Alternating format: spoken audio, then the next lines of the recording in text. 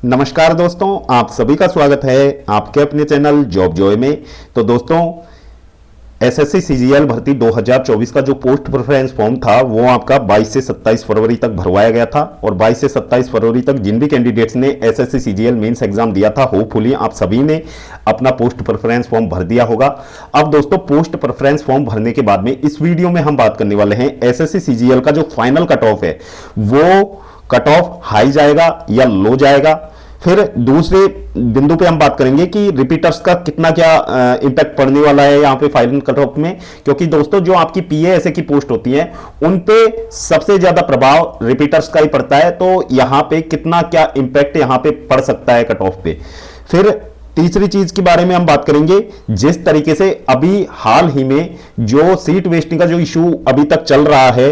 तो उसके बारे में भी हम बात करेंगे। क्या सीएचएसएल और एमटीएस की तरह सीजीएल में भी सीट वेस्ट होने के चांसेस हैं या नहीं, और आपका रिजल्ट कब तक जारी हो सकता है। तो दोस्तों, इन तमाम बिंदुओं पे हम पॉइंट टू पॉइंट बात करेंगे इस वीडियो में। तो दोस्तों, पूरी जानकारी पाने के लिए वीडियो को अंत तक जरूर देखें, और अगर इससे पहले आप हमारे चैनल पर पहली बार विजिट कर रहे हो तो सभी सरकारी भर्तियों की लेटेस्ट और ऑथेंटिक अपडेट्स पाने के लिए चैनल को जरूर सब्सक्राइब करें, साथ ही बेल आइकन को भी प्रेस कर लें जिससे कि आने वाली वीडियोस की नोटिफिकेशन आपको समय पर मिलती रहे। तो दोस्तों, इस बार बात की जाए एसएससी सीजीएल में जो टोटल नंबर ऑफ वैकेंसीज की, तो दोस्तों ये आपके लिए बहुत बड़ी गुड न्यूज इस बार रही है कि एसएससी सीजीएल का जो फाइनल वैकेंसी टेबल आने तक आपकी वैकेंसीज डिक्रीज नहीं की है एसएससी ने। तो आपकी जो फाइनल वैकेंसीज हैं वो 18,174 है, जो कि अपने आप में एक अच्छी खासी वैकेंसीज हैं। लेकिन दोस्तों, दूसरी यहां पर निराश कर देने वाली बात यह है कि इस भर्ती में आपके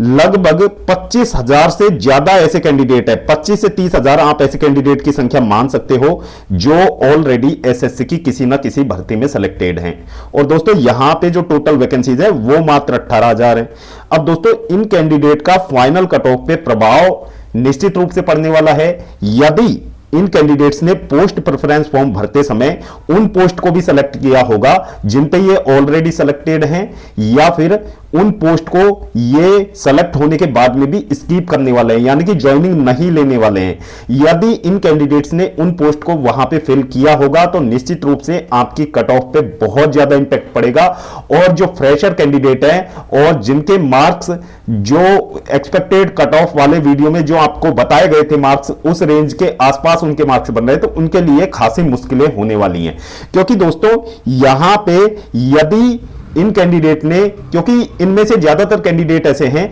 जिनके की अच्छे खासे मार्क्स सीजीएल 2024 में बन रहे हैं, तो इन कैंडिडेट के अच्छे खासे मार्क्स बनने की वजह से ये कैंडिडेट यदि ऐसी पोस्ट को सेलेक्ट करते हैं तो उनका कट ऑफ भी हाई जाने के चांसेस रहेंगे काफी ज्यादा। और जो कैंडिडेट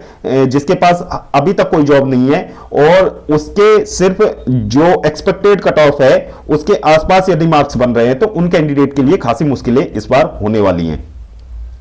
तो होपफुली जो भी ऑलरेडी सेलेक्टेड कैंडिडेट्स हैं उन्होंने अपना पोस्ट प्रेफरेंस फॉर्म भरते समय इस चीज का ध्यान रखा होगा और उसी हिसाब से उन्होंने अपना पोस्ट प्रेफरेंस फॉर्म भरा होगा, ऐसी हम उम्मीद करते हैं उन सभी कैंडिडेट से। अब दोस्तों, यहां पे यदि बात की जाए तो कट ऑफ, यदि आपका जो नॉर्मलाइजेशन में सब कुछ ठीक ठाक रहता है, यानी कि नॉर्मलाइजेशन में इतना ज्यादा उतार चढ़ाव देखने को नहीं मिलता है, एसएससी जैसा कि एसएससी ने सीजीएल प्री के रिजल्ट में किया था उस तरीके का यदि नॉर्मलाइजेशन एसएससी नहीं करता है, क्योंकि दोस्तों दोनों ही शिफ्ट का जो एग्जाम हुआ था 18 और 20 जनवरी की यदि हम बात करें तो ज्यादा फर्क देखने को नहीं मिला था पेपर के लेवल में। तो उसमें एवरेज रॉ स्कोर की बात करें तो एसएससी की तरफ से जो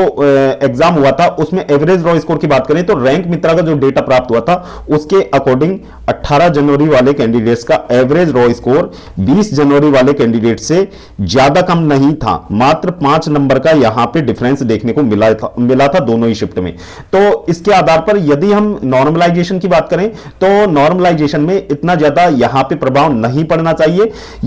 यह हो सकता है कि 18 जनवरी वाले कैंडिडेट्स को आप नॉर्मलाइजेशन में 8 नंबर तक का यहां पे बेनिफिट दे सकते हैं और 20 जनवरी वाले कैंडिडेट्स को 3 से 4 नंबर का बेनिफिट दे सकते हैं, तो ऑलमोस्ट मामला सेम हो जाएगा। और अब जो फाइनल जो नॉर्मलाइजेशन है वो एसएससी के हाथ में है, एसएससी किस तरीके का नॉर्मलाइजेशन करता है वो एसएससी को पता होगा और वही एसएससी करने वाला है। अब हम बात कर लेते हैं जो सीट वेस्टिंग का इशू चल रहा है, तो दोस्तों हाल ही में जो एमटीएस के लिए एक ट्विटर कैंपेन करने की भी तैयारी की जा रही है और ज्यादा से ज्यादा कैंडिडेट से अपील भी की गई है कि ज्यादा से ज्यादा आप लोग एसएससी को मेल कीजिए कि एमटीएस में जो आपका फाइनल रिजल्ट है वो जारी होने से पहले एसएससी कैंडिडेचर विड्रॉ का एक ऑप्शन यहां पे जारी कर दे, जिससे कि उसमें काफी ज्यादा जो पोस्ट है वो बर्बाद होने से बच जाए। क्योंकि दोस्तों हर साल लगभग 50% से ज्यादा वैकेंसीज, यानी कि आप ये मान सकते हो कम से कम 50% एसएससी सीएचएसएल और एमटीएस में ऐसी रह जाती हैं जहां पे कैंडिडेट सेलेक्ट होने के बाद में भी उनको ज्वाइन नहीं करते हैं, क्योंकि उनका सिलेक्शन या तो सीजीएल में हो जाता है या सीएचएसएल में हो जाता है। तो इस वजह से एमटीएस की लगभग आप 60% मान के चलिए वैकेंसीज हर बार खाली जाती हैं, जो कि अच्छी बात नहीं है। तो इस चीज के लिए यदि आप में से बहुत सारे कैंडिडेट्स ऐसे होंगे जिनका कि सीएचएसएल में सिलेक्शन हो गया होगा और फिर उनके सीजीएल में भी अच्छे खासे मार्क्स बन रहे होंगे और होपफुली उन्हें सीजीएल में भी उनकी मनचाही पोस्ट मिल जाएगी, तो ऐसे में जो एसएससी एमटीएस की जो वैकेंसीज है वो बर्बाद ना हो, इसके लिए आप सभी कैंडिडेट्स एक साथ मिलके एसएससी को ज्यादा से ज्यादा आप ईमेल कीजिए, जिससे कि एसएससी इस मामले को थोड़ा सा यहां पे समझे और एसएससी इस बारे में सुधार का प्रयास करे। क्योंकि दोस्तों ये चीजें अगर यहां पे एमटीएस में सुधरेंगी तो ये आगे आने वाली भर्तियां जैसा कि आपका सीजीएल हो गया, यहां पे भी ये इन चीजों में सुधार देखने को मिलेगा। क्योंकि यहां पे भी कुछ पोस्ट ऐसी होती हैं जिन पे कैंडिडेट प्रेफरेंस डाल देते हैं लेकिन उनको ज्वाइन नहीं करते हैं, उसकी वजह से यहां पे भी सीट्स जो है वैकेंट चली जाती हैं। तो एसएससी इस बारे में या तो ये संज्ञान ले कि यहां पे एसएससी एक वेटिंग लिस्ट जारी कर दे, या फिर अगर एसएससी ऐसा नहीं करता है तो फाइनल रिजल्ट से पहले एसएससी एक बार डॉक्यूमेंट वेरिफिकेशन करवा ले, जिससे कि इन चीजों से बचा जा सके। और जो कैंडिडेट्स की एक लाइन लग रही है बेरोजगारी में, तो इसको कुछ हद तक यहां पे एसएससी कंट्रोल कर सके और जो जेन्युइन कैंडिडेट्स हैं, जो डिजर्वेबल कैंडिडेट्स हैं, उनको एक पोस्ट यहां पे मिल सके। अब दोस्तों बात कर लेते हैं, क्या सीएचएसएल और एमटीएस की तरह सीजीएल में भी ऐसा हो सकता है क्या? तो दोस्तों यदि कैंडिडेट्स ने पोस्ट प्रेफरेंस फॉर्म में जो ऑलरेडी सिलेक्टेड कैंडिडेट्स हैं उन्होंने उन पोस्ट को भी यहां पे फिल किया होगा, जैसे कि कोई कैंडिडेट हाल ही में ऑडिटर सेलेक्टेड है या फिर वो टीए सेलेक्टेड है या फिर वो इंस्पेक्टर सेलेक्टेड है, और फिर वो कैंडिडेट यहां पे एग्जाम में अपीयर होने के बाद में प्रेफरेंस फॉर्म में पीएएसए को भी यदि अपनी प्रेफरेंस में डालते हैं और फिर इनको ज्वाइन नहीं करते हैं ये पीएएसए अलॉट होने के बाद में भी, और यदि इनको वो लोग ज्वाइन नहीं करते हैं तो आप ये मान के चलिएगा कि आपका कट ऑफ बहुत ज्यादा हाई जाने के चांसेस इस बार रहने वाले हैं। तो सब कुछ डिपेंड करता है रिपीटर्स के पोस्ट प्रेफरेंस के ऊपर, और एसएससी किस तरीके का नॉर्मलाइजेशन यहां पे करता है उसके ऊपर भी बहुत कुछ डिपेंड करेगा। क्योंकि यहां पे एसएससी का जो नॉर्मलाइजेशन होता है वो बिल्कुल अनएक्सपेक्टेड होता है, जैसा कि आपने सीजीएल प्री में भी यहां पे देखा होगा। सीजीएल प्री में भी बहुत सारे उतार चढ़ाव यहां पे देखने को मिले थे एसएससी के नॉर्मलाइजेशन फॉर्मूले में।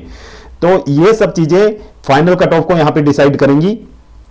और बात कर लेते हैं रिजल्ट की। तो दोस्तों रिजल्ट हो सकता है आपका सेकेंड वीक ऑफ मार्च में एसएससी जारी कर दे, क्योंकि बहुत ज्यादा चांसेस हैं कि SSC second week of March में आपका रिजल्ट जारी कर दे, क्योंकि हर बार का जो ट्रेंड देखा गया है तो पोस्ट प्रेफरेंस फॉर्म के लगभग 12 से 13 दिन के बाद में एसएससी अपना फाइनल रिजल्ट जारी करता है। तो 27 फरवरी की डेट में आपका पोस्ट प्रेफरेंस फॉर्म का डेट यहां पे क्लोज हो गया था, एंड हो गया था डेट, और दोस्तों उसके बाद में आप 12 से 13 दिन मान के चलिए तो सेकेंड वीक ऑफ मार्च में आपका रिजल्ट आने की बहुत ज्यादा संभावनाएं रहेंगी। और एमटीएस भर्ती का रिजल्ट सीजीएल भर्ती से आने की सीजीएल भर्ती से पहले आने के पूरे चांसेस हैं। तो एमटीएस भर्ती का मेंस का रिजल्ट आने से पहले आप लोगों से ये विनती रहेगी कि ज्यादा से ज्यादा आप लोग मेल कीजिए एसएससी को, ताकि एसएससी तक कैंडिडेट्स की बात पहुंच सके और एसएससी इस मामले में सुधार कर सके। तो दोस्तों होपफुली आपको ये वीडियो पसंद आई होगी। तो दोस्तों वीडियो पसंद आई हो तो वीडियो को लाइक करें, अपने दोस्तों के साथ जरूर शेयर करें। और अगर इससे पहले आप हमारे चैनल पर पहली बार विजिट कर रहे हो तो सभी सरकारी भर्तियों की लेटेस्ट और ऑथेंटिक अपडेट्स पाने के लिए चैनल को जरूर सब्सक्राइब करें, साथ ही बेल आइकन को भी प्रेस कर ले, जिससे कि आने वाली वीडियोस की नोटिफिकेशन आपको समय पर मिलती रहे। तो दोस्तों इस वीडियो में फिलहाल इतना ही, जल्द मिलते हैं एक और नई सरकारी भर्ती की लेटेस्ट और ऑथेंटिक अपडेट के साथ। तब तक के लिए स्वस्थ रहें, तंदुरुस्त रहें और अपने फ्यूचर एग्जाम्स की प्रिपरेशंस को जारी रखें।